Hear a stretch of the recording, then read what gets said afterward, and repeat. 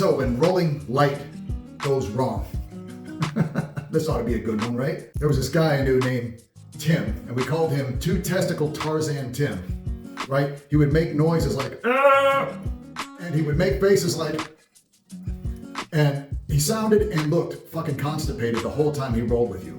There was no light rolling with this guy. He was a white belt who just had something to prove. That's just his personality. Maybe work was stressful. I don't know what was going on with him. But this is exactly what happens sometimes when you have two lower belts rolling with each other.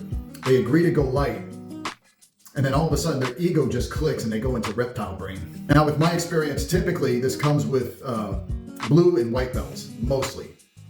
And it happens more often with that level. And you know, one guy gets a grip and it's like, and then he puts a kung fu grip on going to pass guard, or he's really pulling and squeezing and always, and then the other guy's like going, and then all of a sudden you see the pace change. Their heads are sweating, their faces are getting red, and it's just like, and next thing you know, it just becomes a cantankerous clusterfuck of two egomaniacal weirdos trying to obtain alpha male dominance. They just don't quite have the experience yet to be able to ease off, give and take.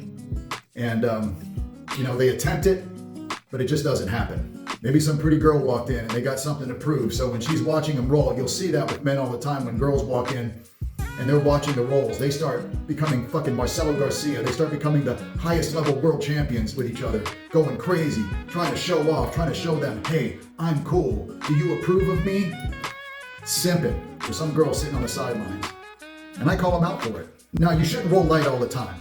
Rolling light is usually just a warm-up. And that's how I warm my guys up, by letting them roll very light. And I've taught my guys how to do that. How to just pace themselves and roll easy. Even my white belts know how to do it. And I think it's up to the instructor to understand that. But I also want them training hard. I also want them training technical. I also want them to put it together and go balls to the wall. They can train at different levels, and I taught them how to do that. It's up to us to teach them how to do that if they want to roll light and if somebody's injured or whatnot. But it's not healthy to roll light all the time because it makes you soft as baby shit.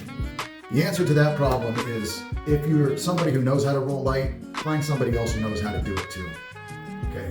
Especially somebody that can control their ego when women walk in the door, or the instructor's watching, or they're just trying, or they just get a little pissed off of maybe something that happened in the roll, and then they just all of a sudden start kicking it up a notch. This is how people get hurt. And it's up to us to educate them. And that's what I got today. I could go on, but this is just a small aspect to when light rolling goes wrong. And please follow.